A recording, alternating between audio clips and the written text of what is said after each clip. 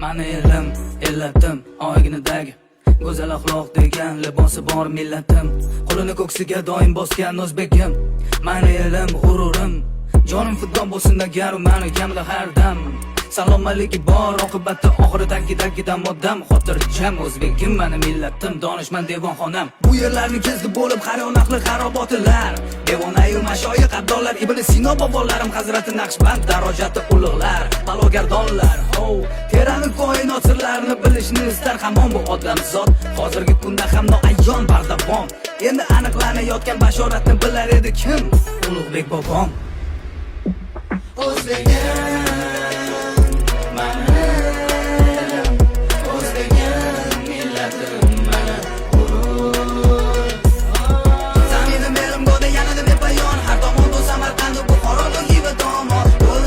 borliklari bir ulug' inom, farzandining aybini yashirish va afv etishda bardavom.